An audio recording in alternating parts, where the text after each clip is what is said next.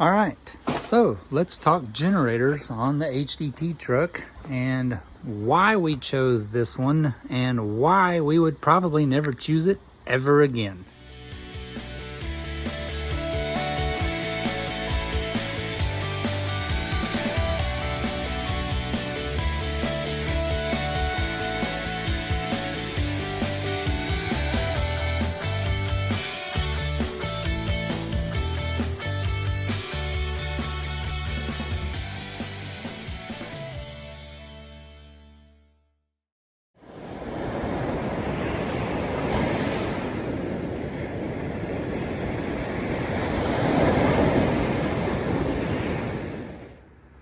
Okay, it is kind of dark outside, but I'm just going to pop down here anyways just to show you.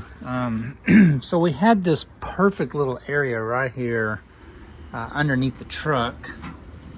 And anyway, the generator, I mean, it just snugs right in there perfect. The controls are right here.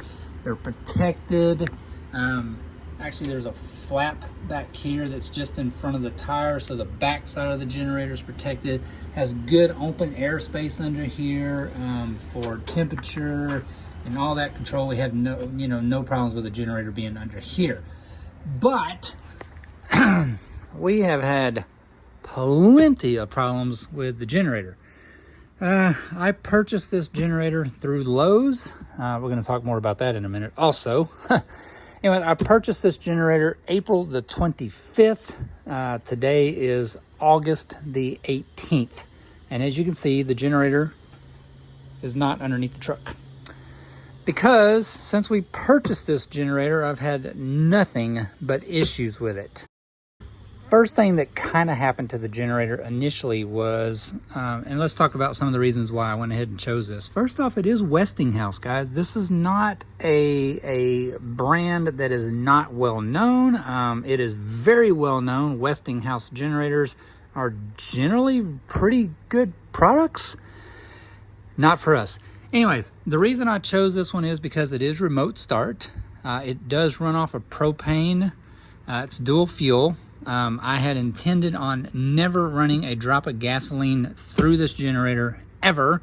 Because, well, it's mounted underneath the truck and it's just a pain to even try to put gasoline in it. And the other reason why is with not running on gasoline, there's no burnt hydrocarbons going through the engine. So the oil and the maintenance will stay clean on the oil side, and the maintenance intervals, well, they'll still stay the same as far as changing the oil, but our oil will never get really dark or dirty because, again, we're not burning hydrocarbons, we're burning propane through the generator.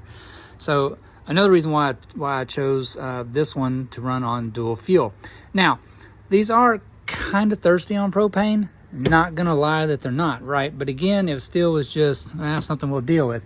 I do have two 30-pound propane tanks mounted on the truck, and we have ran this generator up until we started having really bad problems with it. Anyways, we have ran this generator 3 nights in a row, upwards of 8 to 10 hours a night, and we used one full tank, and I have a dual fuel setup up here where it'll automatically switch tanks when one runs out. Anyways, we did run through one tank and it had switched, but this tank gauge still shows full. So, not too bad, right? I never designed this system to begin with to be running the generator like 24 hours a day, 7 days a week, like our Onan on our Class A. Of course, this is a quiet series Onan diesel generator, very, very fuel efficient, and they are made to run non-stop continuously. Again, not why I chose this one. This one is electric start. Like I say, it does have remote start on it. This is a little battery charger that comes with the generator, so you can charge the onboard lithium battery for the start feature. And I have had it plugged in today because of all the issues we're having with it and dealing with Westinghouse. I have cranked on this thing trying to troubleshoot it for Westinghouse. It does have eco mode. That is the first thing. Well, the remote start started acting kind of funky. Sometimes it worked, sometimes it wouldn't. The next thing that failed was the eco mode. It will not run on eco mode. When you crank it, it just, it's wide open all the time. Anyway, I did choose this one because it does have a traditional 30 amp, we'll just call it RV style. It's called a TT30R, just in case you want to know. And then it has 2 additional 20 amp 120 volt plugs. And I say 20 amp because you'll notice, see they have the funky little spade there. 20 amp, not just 15 amp. And mounted underneath the truck, it wasn't totally important, but actually we did use these. Strangely enough, it has also 2 USB plugs right here. I didn't think we would use those at all, but come to find out, one night we were camping out in the Ozarks, it was real nice to plug USB powered devices in there. But anyways, we're gonna chop around a little bit of footage here, kind of hit and miss over the period of time that we've been trying to troubleshoot this thing with Westinghouse. Now, I said I never would put a drop of gasoline in this generator. However, trying to deal with Westinghouse warranty service, they insisted that we try to run it on gasoline because we wanted to rule out whether or not we were having fuel problems. Now, let's talk about fuel problems. Again, I've been dealing with this now for a couple of weeks with Westinghouse, trying to get some warranty service done on this thing. And their initial outcome for the eco mode not working was they sent me a new switch. Hey, I guess I get dealing with technical services and stuff like that. They're like, hey, we're going to start with the simple things. However, I'm not inept at using a meter, and so I pulled the switch out and I just checked the switch with a meter. There's nothing wrong with the switch, but we still had to change it because that's what Westinghouse said to do. The other thing that they did was they sent me a new fuel regulator, the A regulator, saying that was the problem. That's why it won't start. Again, remember, we're running on propane. So they did send me a new regulator. Regulator's right there. I didn't make a bit of difference. They then come back and said, well, we need to try to run it on gasoline so we can rule out maybe a carburetor issue. So we have gasoline in the generator right now, again, which I never wanted to put a drop of gasoline in this generator because, well, I'm never going to run it all out. So there's just a little tiny bit in there to appease Westinghouse, and somehow if we can get the darn thing fixed or whatever, we'll try to get all that out of her. Anyways, it is dual fuel. So we swapped it over to gasoline, and this is what happens. Nothing.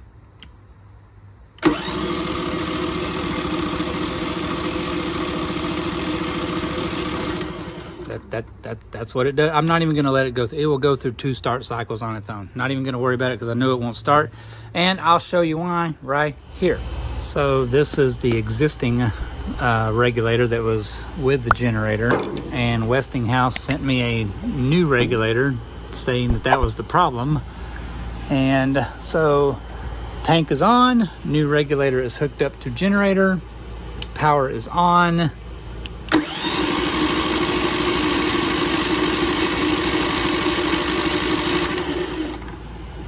Absolutely nothing. It does not matter what you do.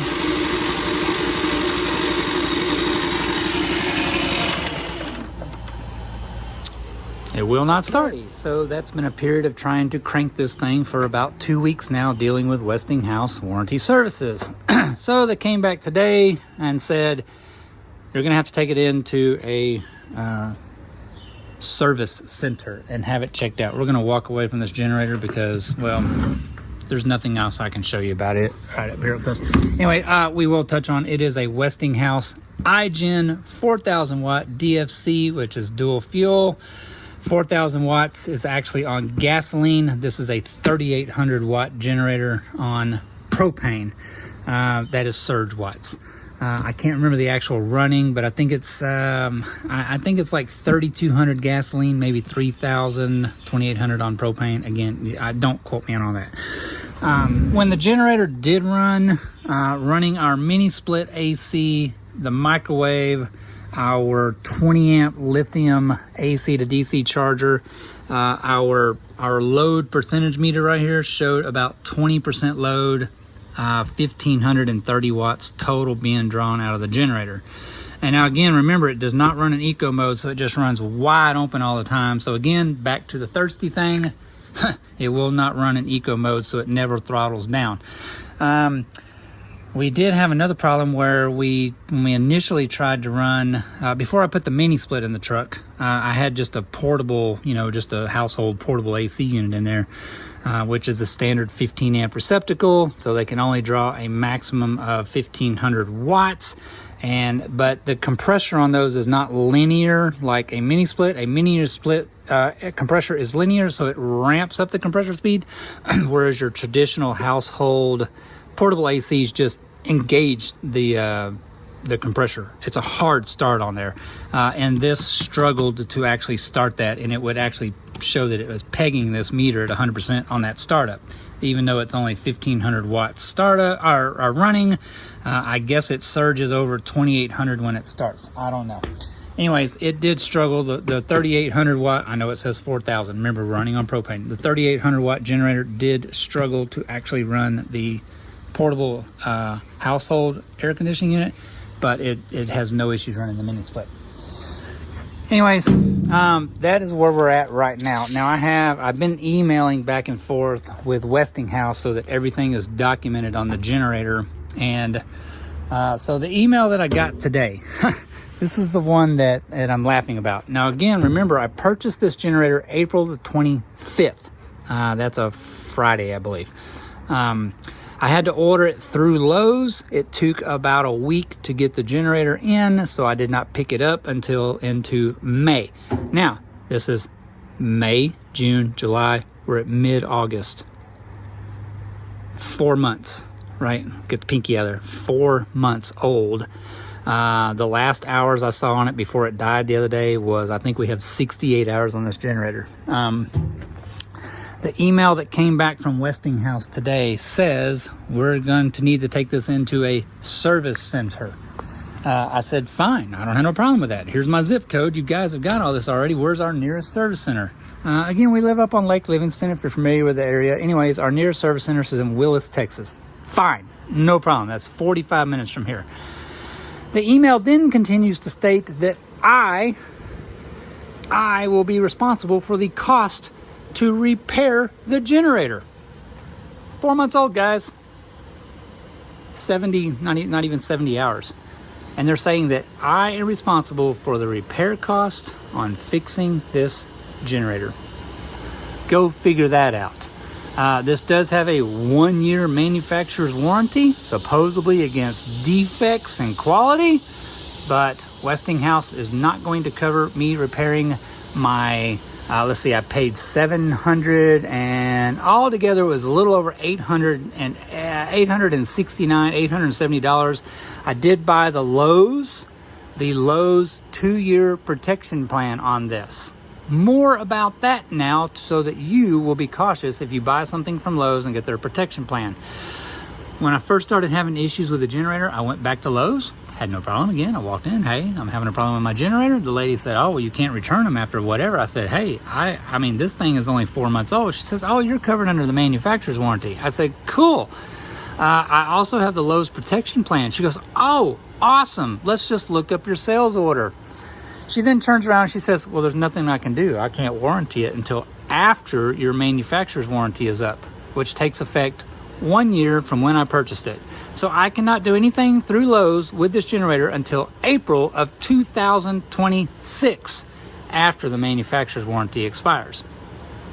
Go figure that one out. So I'm trying to work with Westinghouse here. I got the mini split fired up right now. That is freaking awesome. A mini split is the only way to go in one of these things.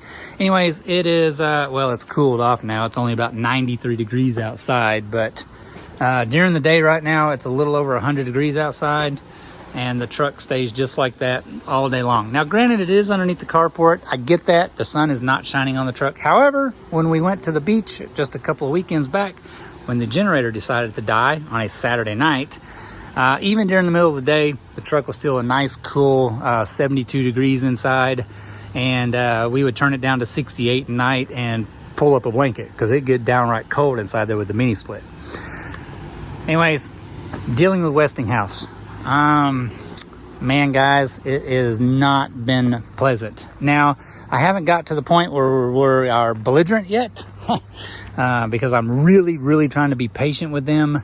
and work with them and just be calm, cool, and collected. But again, this has been going on for about 2 weeks now with try this, we think this is the problem, blah, blah, blah. Now I'm taking it to a service center where I am paying to have it fixed. I'm not understanding what kind of warranty that is. So basically, I have a 1-year manufacturer's warranty that's not doing diddly squat to fix the generator, but I have to wait the 1 year till April of 2026 before I can go back to Lowe's with my broken generator that still doesn't run and try to get something done about it. And guys, Westinghouse, again, it's not like it's a no-name brand. These are very well known. They make a lot of generators, and they actually had pretty darn good reviews until I started looking into the warranty side of it after I started having problems, which is my fault. I should have looked at that sooner. However, the warranty reviews say, good luck, best of luck. We had no luck. They're extremely hard to get to warranty anything. They will plug you along for however long it needs to take. They don't generally like to fix anything. I will give Westinghouse, the satisfaction. They did send me a fuel regulator. They did send me a switch, which again is not hard to check, but again, I don't have no choice, right? I got to play their games. But on the warranty side, it's a no-go.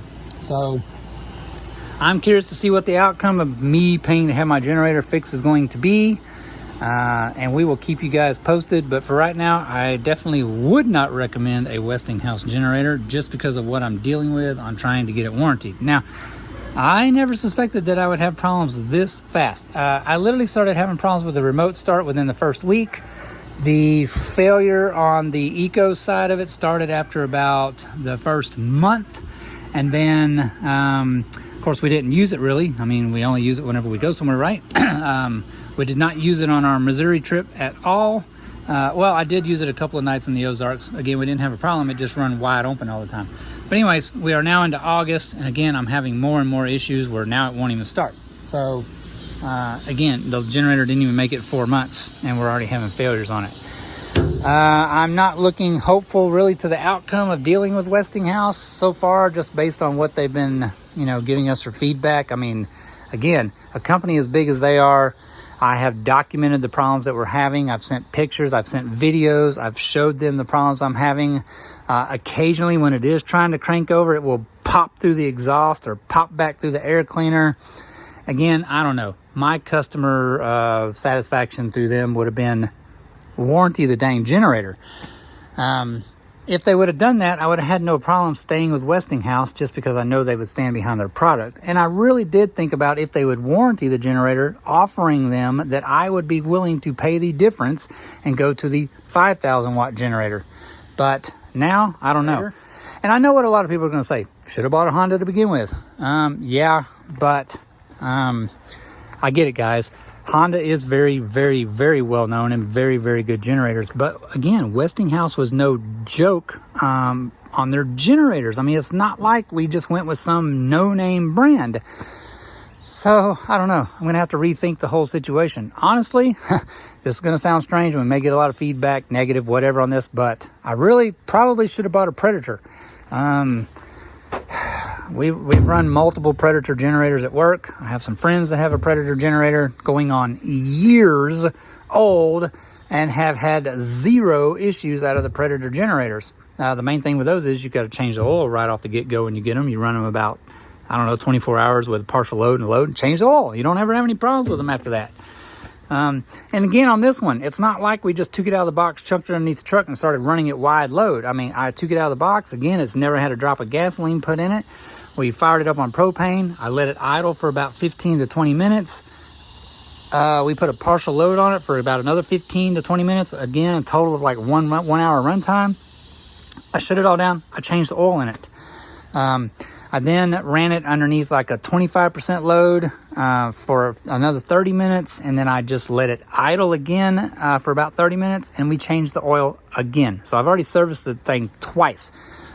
Just so that the oil is very nice and clean. There's no wear components in it or nothing like that. And again, if I go check the oil right now, it's crystal clear because I've only run it on propane. But again, Westinghouse, I cannot recommend it right now. Maybe you have one, you've had some good luck out of it, but we have not. So stay tuned. I will let you guys know how the service center repairs go and what it actually ends up costing me. Well, a little update on the generator situation. It's 3 weeks later. We have been dealing with Westinghouse now for the nightmare of trying to get the generator fixed. I did have it checked out by the service center that they said to take it to, and they promptly called me back and says that the engine is shot. It has 0 compression in it. So it only has, I think 70, I still don't know exactly how many hours it has on it, because I mean, once it died, we can't get any readings off the screen, but it's less than 74 hours, I think, on it since we purchased it new April the 25th of 2025, and well, it's now September the 1st of 2025, and it has been in the service shop now for almost a month, trying to deal with Westinghouse again and their warranty services, which is absolutely terrible to deal with. So that's a little update to it, and we got a little motorhome project going on here. We got the clear sprayed on. We're doing some color touch-ups. Anyway, that is the update where we're at right now and trying to get the generator situation resolved with the truck. So again, as I'm going to say over and over and over again, if you decide to buy a generator, I highly do not recommend buying a Westinghouse generator. And again, it was my mistake. They had really great, actually decent reviews online, really, but then after I bought it and started dealing with the warranty issues on it, I started delving into people that have warranty claims on them, and it's a general consensus that their warranty is absolute beep crap. So I'm just having to deal with it, because right now at this point in time we have nearly $1,000 tied up in the generator, 800 and some change with purchasing it through Lowe's, plus their extended warranty, which is crap also, plus the $180 that I had to pay the service center to get it checked out for the warranty claim. Yes, I had to pay all the labor. Westinghouse will not pay for it, which is again total BS, considering the generator was only 3 months old when it failed. So that's the update right now. The service, now let me say this, it has nothing to do with the service center. I have been very happy with those guys.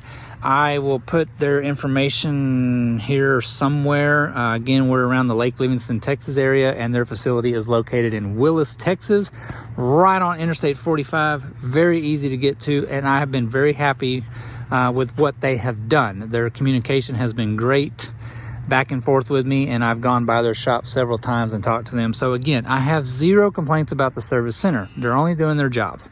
And he is trying to work with me and help me as best I can. He did say that their warranty claim system is horrendous to deal with, but he is trying to stay on them. Phone conversations and emails. I'm emailing them almost daily, trying to get responses from them, which is very difficult to get. And when they do respond, it's generally something like, the information hasn't been provided to us, which it has. I have seen the emails from the service center to the warranty claims department. As well, I was in the shop while the guy actually called them on the phone. So, but he said it's just part of the process. He says he does feel confident that yes, they will finally concede to the fact that the generator has failed and it is non-repairable. He said they will send them a new one. They will send it directly to them. He said, I will check it out as best I can for you. We'll run it at 100% load just to make sure that all the functions in it work. He also did say that he knows that I do run it entirely on propane. I didn't want any gasoline in it so that we don't have any hydrocarbons to build up or worrying about gas to go bad or whatever. He said that when they do test run the generator, that he will test run it for just a few minutes on ethanol-free fuel. And he said, I will clean 100% of that out. We will flush it all out, make sure there's not a drop left in there, and then they will run it on propane when they do the actual load test on it. So again, I've been very happy with the warranty facility. It's just a private small engine repair shop, right? They're just in their network. So they don't work for Westinghouse. They have nothing to do with Westinghouse other than they're in their network. So that's where we're at right now on the generator deal. So we'll keep you posted as the nightmare continues to try to get the brand new generator covered under warranty, which it's been a nightmare. But anyway, that's where we're at 3 weeks later now.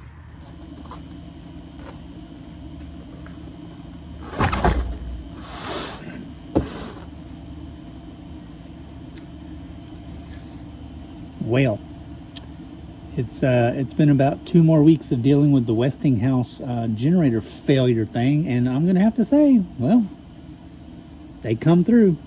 They sent me another one.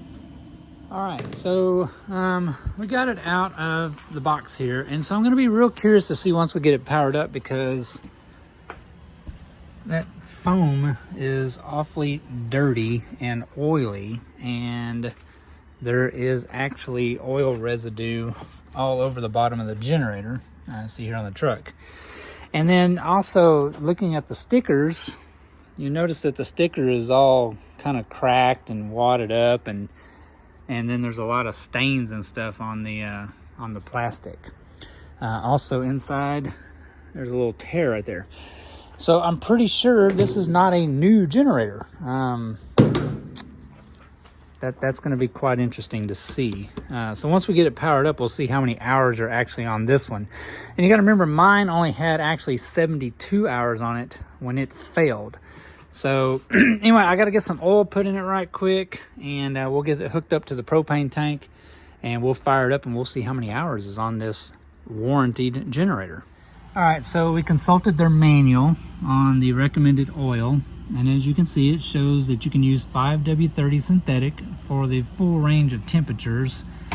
Hopefully it never gets over 120 degrees here, and if it ever gets down to 20 below zero where I live, or wherever we're gonna go, we're in bad shape and we don't need to be there anyways. So anyways, we're gonna just turn to our good old Mobil 1 full synthetic 5W30. We've got her topped off here with the proper fill level. Got our propane tanks hooked up. Got fuel turned on, and well, let's see what happens.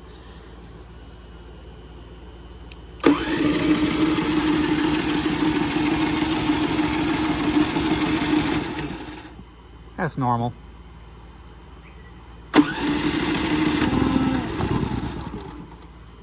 Yep. Just got to get it all purged out. Not worried about that.